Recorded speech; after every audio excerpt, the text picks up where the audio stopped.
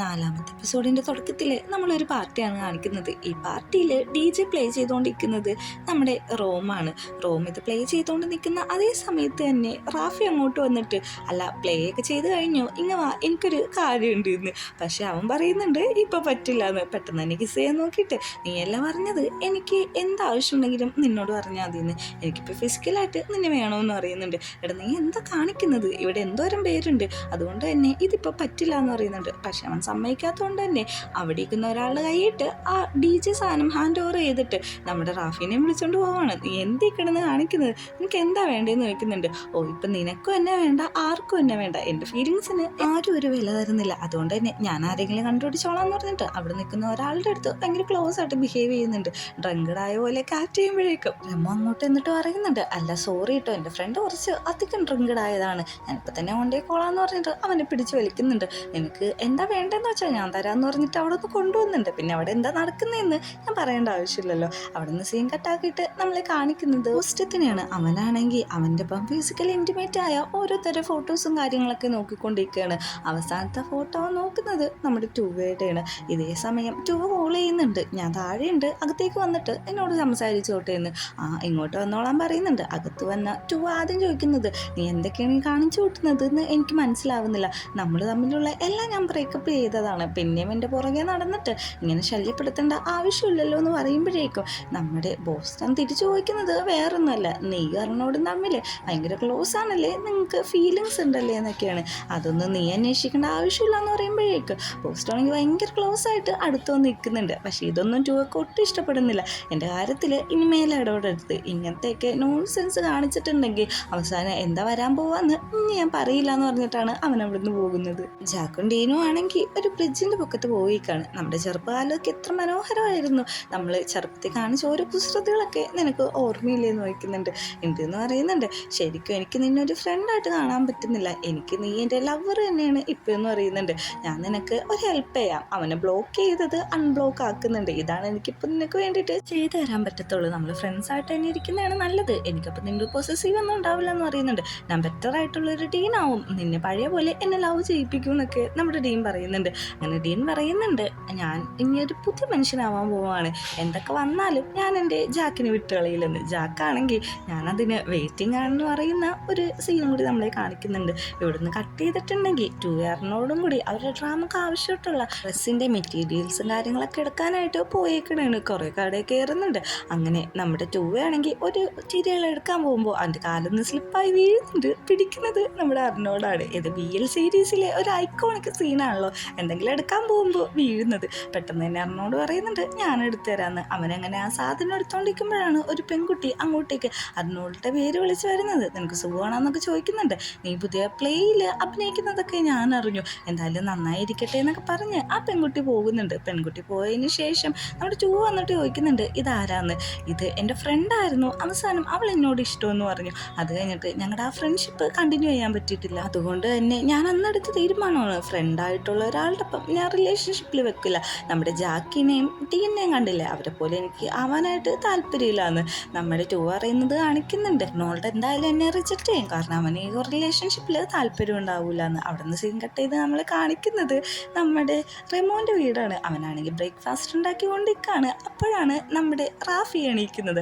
റാഫി എണീറ്റിട്ട് ചോദിക്കുന്നുണ്ട്, ഞാനെന്താ ഇവിടെയെന്ന്, ഇന്ന് രാത്രി നടന്നൊക്കെ മറന്നുപോയോ എന്നാണ് ചോദിക്കുന്നത്. അവൻ്റെ ഡ്രസ്സിലാണെങ്കിൽ I am not your backup plan എന്നാണ് എഴുതി വെച്ചേക്കുന്നത്. ഇത് ഇൻഡയറക്റ്റ് ആയിട്ട് കൊടുത്തൊരു മെസ്സേജ് ആയിട്ടാണ് തോന്നുന്നത്. അല്ല നീ എന്തിനാ നിൻ്റെ ഡ്രസ്സൊക്കെ എന്നെ ഇടിപ്പിച്ചെന്ന് നോക്കുമ്പോഴേക്കും എനിക്കൊരു കള്ളു കുടിച്ചെടുക്കുന്ന ആളുടെ ഒപ്പം കിടക്കണ്ടായിരുന്നു, അതാന്ന് പറയുന്നുണ്ട്. എന്നാൽ നീ ബ്രേക്ക്ഫാസ്റ്റ് കഴിക്കുക, എൻ്റെ ഒപ്പം കിടന്നതിന് ബ്രേക്ക്ഫാസ്റ്റ് നിനക്ക് ഫ്രീ ആന്ന് പറയുന്നുണ്ട്. അങ്ങനെ പിറ്റേ ദിവസം രാവിലെ നമ്മുടെ ടൂവേൻ ടീമിയും ജാക്കും ഡീനൊക്കെ കൂടി യൂണിവേഴ്സിറ്റിയിട്ട് എത്താണ്. ഇവർ കാണുമ്പോൾ തന്നെ അവിടെ ഇരിക്കുന്ന ആൾക്കാരെല്ലാവരും ഓരോ നോൺസെൻസ് കാര്യങ്ങളൊക്കെ പറഞ്ഞുകൊണ്ടിരിക്കുകയാണ്. അതായത് നമ്മുടെ ഡീൻ ഹോസ്റ്റ് ചെയ്തതിനെ പറ്റിയിട്ട്. ഡീനാണെങ്കിൽ മറിച്ചൊന്നും ചിന്തിക്കാതെ അവിടെ കിടന്നൊരു ഡെസ്കിൻ്റെ പൊക്കത്തെ കയറിന്നിട്ട് പറയുന്നുണ്ട്, ശരിയാണ്, ഞാനാണ് ഹോസ്റ്റ് ചെയ്തത്, അത് ചെയ്തത് നിങ്ങളെപ്പോലെ ആവാനാണ്. അതായത് എൻ്റെ അമ്മക്ക് എന്നെ പഠിപ്പിക്കാനത് പൈസ ഒന്നുമില്ല, അതുകൊണ്ട് അങ്ങനെ പാർട്ട് ടൈം ജോലി ചെയ്തിട്ടാണ് ഞാൻ പഠിക്കുന്നത്. മാത്രമല്ല ഹോസ്റ്റിംഗ് ആണ്, ഞാൻ എൻ്റെ ബോഡി ആർക്കും സെല്ല് ചെയ്തിട്ടില്ല. ഇനി നിങ്ങൾക്കൊക്കെ ഒരു പാർട്ടി വെക്കാൻ താല്പര്യം ഉണ്ടെങ്കിൽ ഞാൻ വന്ന് ഹോസ്റ്റ് ചെയ്യുക, അതിന് നല്ല പേയ്മെൻറ്റ് ചെയ്താൽ മതി എന്ന് പറയുന്നുണ്ട്. പെട്ടെന്ന് പൊക്കത്തിൽ നിൽക്കുന്ന റാഫിയെ നോക്കിയിട്ട് പറയുന്നുണ്ട്,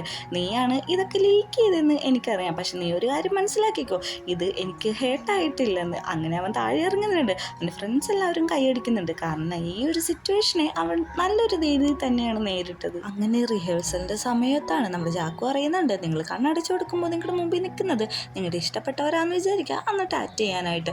ആ ഒരു ട്രിക്ക് നന്നായിട്ട് കേൾക്കുന്നുണ്ട്. ഈ ഒരു കാര്യം പോസ്റ്റർ എന്നിട്ട് എന്നോട് പറയുന്നുണ്ട്, അവർ തമ്മിൽ സിങ്കാണല്ലേന്ന്. അവർ സിങ്കാവുന്നതിൽ എന്താ ഇത്ര കുഴപ്പമെന്ന് ചോദിക്കുന്നുണ്ട്. അല്ല നിന്നോട് ഞാനൊരു കാര്യം ചോദിച്ചോട്ടെ, നമുക്ക് രണ്ടുപേർക്കും കൂടി ആ പഴയ സ്ഥലത്ത് ഫുഡ് കഴിക്കാൻ പോയാലോ എന്ന് ചോദിക്കുമ്പോഴേക്കും താല്പര്യമില്ല എന്നാണ് ടൂവ അറിയുന്നത്. അങ്ങനെ അവിടുന്ന് സീൻ കട്ടാക്കിയിട്ടുണ്ടെങ്കിൽ റാഫിക്ക് ഇപ്പോൾ അമ്മയുടെ കയ്യിൽ നിന്ന് ഒരു കോള് വന്നേക്കാണ്. എന്താണെന്ന് വെച്ചിട്ടുണ്ടെങ്കിൽ പെട്ടെന്ന് ഒരു ഇൻ്റർവ്യൂ ഷെഡ്യൂൾ ചെയ്തു, അതിന് റാഫി പോകാനായിട്ട് നോക്കുമ്പോൾ അവൻ്റെ കാറ് സ്റ്റാർട്ടാവുന്നില്ല. നമ്മുടെ റെമോ എന്ന് പറയുന്നുണ്ട്, ഞാൻ വന്ന് ഡ്രോപ്പ് ചെയ്യാമെന്ന്. എൻ്റെ ഒന്നും ആവശ്യമില്ല, ഞാൻ എൻ്റെ ഡ്രൈവർ കോൾ ചെയ്തോളാം എന്ന് പറഞ്ഞിട്ട് ഡ്രൈവർ കോൾ ചെയ്യുമ്പോഴേക്കും കാറ് വാഷ് ചെയ്തുകൊണ്ടിരിക്കുകയാണ്, അതുകൊണ്ട് വരാൻ പറ്റില്ല എന്ന് പറയുന്നുണ്ട്. നിനക്ക് വേറൊരു ഓപ്ഷൻ ഇല്ലടാ, എൻ്റെ ഒപ്പം വന്നാൽ മതി എന്ന് നമ്മുടെ റെമോ ഭയങ്കര കണ്ണിങ് ആയിട്ട് പറയുന്നുണ്ട്. സമയം അധികം ഇല്ലാത്തതുകൊണ്ട് തന്നെ റാഫി ആ ഒരു ഡീലിന് സമ്മതിക്കാണ്. അങ്ങനെ പോകാൻ നേരത്താണെങ്കിൽ റാഫി ഇരിക്കുന്നത് പുറകിലത്തെ സീറ്റിലാണ്. നീ എന്താ വേറെ ഒരു ഡ്രൈവറാക്കി എന്നെ നോക്കുമ്പോഴേക്ക്, ഡ്രൈവറാണ് നീ, ഓൾറെഡി സേഫായിട്ട് വണ്ടി ഓടിക്കുക, ലൊക്കേഷൻ ഞാൻ നിനക്ക് സെൻഡ് ചെയ്തിട്ടുണ്ടെന്ന് പറയുന്നുണ്ട്. അങ്ങനെ നമ്മുടെ ജാക്കും ഡീനും കൂടി റിഹേഴ്സലെല്ലാം കഴിഞ്ഞിട്ട് പോകാൻ നിൽക്കുമ്പോഴേക്കും ഡീൻ പറയുന്നുണ്ട്, എനിക്കൊരു ഓഡീഷൻ ഉണ്ട്, എൻ്റെ കൂടെ ഒന്ന് വരാമോ എന്ന്. എടാ ഞാൻ നിൻ്റെ ബോയ് ഫ്രണ്ട് ഒന്നല്ല, അത് മറക്കരുതെന്ന് പറയുമ്പോഴേക്ക്, നിനക്ക് എൻ്റെ ഒപ്പം വരാൻ പറ്റില്ലെങ്കിൽ ഞാൻ പൊക്കോളാന്ന് പറയുന്നുണ്ട്. നീ വിഷമിക്കണ്ട, ഞാൻ കൂടെ വരാമെന്ന് പറഞ്ഞിട്ട് ജാക്കും എൻ്റെ കൂടെ പോകുന്നുണ്ട്. നോൾഡാണെങ്കിൽ കുറച്ച് ടിക്ടോക്ക് വീഡിയോസൊക്കെ എടുക്കാനായിട്ട് എല്ലാ കാര്യം സെറ്റ് ചെയ്തേക്കുമ്പോഴാണ് അങ്ങോട്ടേക്ക് ടൂവ വരുന്നത്.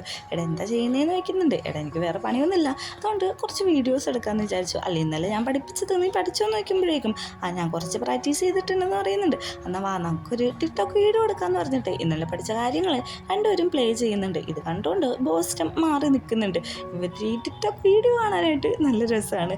അവിടുന്ന് സീൻ കട്ടാക്കിയിട്ട് നമ്മുടെ ഡീനാണ് കാണിക്കുന്നത്. അവൻ ആടിന് വേണ്ടിയിട്ട് നന്നായിട്ട് ആക്ട് ചെയ്യുന്നുണ്ട്. പക്ഷെ ആദ്യത്തെ പ്രാവശ്യം റെഡി ആവുന്നില്ല, രണ്ടാമത്തെ പ്രാവശ്യം അത് ഓക്കെ ആവുന്നുണ്ട്. അങ്ങനെ അവർ രണ്ടുപേരും അവിടുന്ന് ഷൂട്ടിംഗ് എല്ലാം കഴിഞ്ഞ് തിരിച്ച് വീട്ടിയിട്ട് പോവുകയാണ്.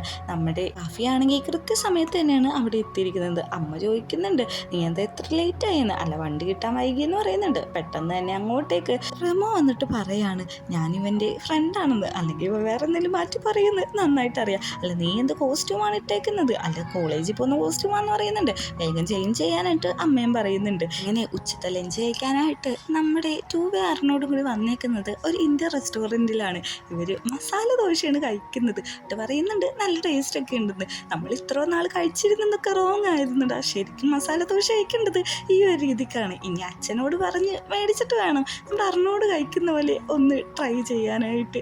അങ്ങനെ നമ്മുടെ അർണോടിൻ്റെ ഫേസിൽ പറ്റിയിരിക്കുന്നതെല്ലാം നമ്മുടെ ടൂവയാണെങ്കിൽ വൈപ്പ് ചെയ്ത് കളയുന്നുണ്ട്. ഇതേ സമയത്താണ് അർണോളിന് ഒരു മെസ്സേജ് വരുന്നത്. അതായത് ബോസ്റ്റത്തിൻ്റെ കയ്യിൽ നിന്നാണ്, മോഡലിങ് ഒന്ന് ചെയ്യാൻ വരാമോ, ഞാൻ പേയ്മെൻറ്റ് ചെയ്യാമെന്ന്. ഈ ഒരു മെസ്സേജ് കാണുമ്പോൾ പറയുന്നുണ്ട് ആലോചിച്ചിട്ട് പറയാമെന്ന്. ഈ കാര്യം ടൂവേനോട് ഡയറക്റ്റ് പറയുമ്പോൾ ടൂവക്കും അതിൽ വേറെ പ്രശ്നമൊന്നുമില്ല, നീ അത് ചെയ്തോളാനാണോ അറിയുന്നത്. അങ്ങനെ ബോസ്റ്റത്തിന് തിരിച്ച് മെസ്സേജ് അയക്കുന്നുണ്ട്, എനിക്ക് അതിന് സമ്മതമെന്ന്. ഇനി ടൂവ പറയുന്നത് നമ്മൾ കേൾപ്പിക്കുന്നുണ്ട്. ഈ ബോസ്റ്റ് എന്തൊക്കെയാണ് ഈ ചെയ്ത് കൂട്ടുന്നതെന്ന് ശരിക്കും മനസ്സിലാവുന്നില്ലെന്ന്. ഇവിടുന്ന് സീൻ കട്ട് ചെയ്തിട്ടുണ്ടെങ്കിൽ ഇൻ്റർവ്യൂ ആണ് കാണിക്കുന്നത്. അവർ ക്യാഷ്വലായിട്ട് ഇൻ്റർവ്യൂവിന് ചോദിക്കുന്ന കുറേ ചോദ്യങ്ങളൊക്കെ ചോദിക്കുന്നുണ്ട്.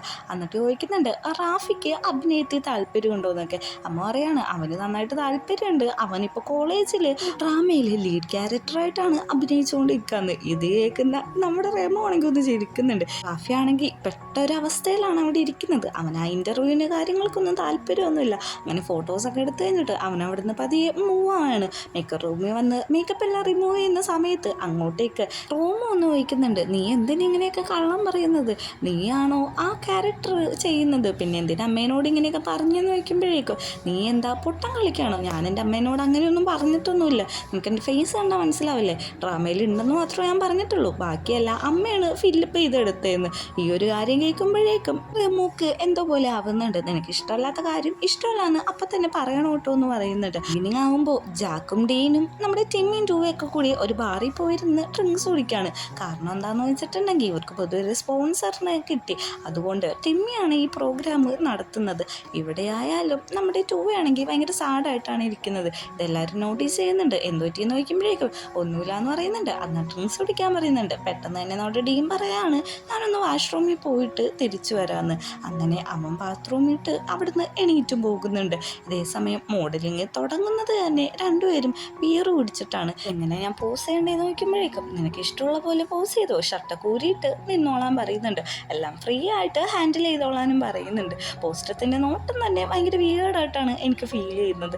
ബാത്റൂമിലെല്ലാം പോയി കഴിഞ്ഞിട്ട് തിരിച്ചു വരുന്ന നമ്മുടെ ഡീനെ അവിടെ ഇരിക്കുന്ന ഒരാൾ ബാഡ് ടച്ച് ചെയ്യുന്നുണ്ട്. എന്നിട്ട് പറയുന്നുണ്ട്, ഞങ്ങളെയും കൂടി ഒരു പാർട്ടി ഹോസ്റ്റ് ചെയ്യുമെന്ന്. നിൻ്റെ അഗ്ലി ഫേസ് പോലെ ബിഹേവിയറും ഭയങ്കര അഗ്ലി ആലോ എന്ന് പറഞ്ഞിട്ട് അയാൾ നമ്മുടെ ഡീനാണെങ്കിൽ ഒത്തിരി ചീത്ത പറയുന്നുണ്ട്. ഇത് കേട്ട ആ വ്യക്തിയാണെങ്കിൽ ഡീനെ പിടിച്ച് ഒരു പഞ്ച് ചെയ്ത് കൊടുക്കുകയാണ്.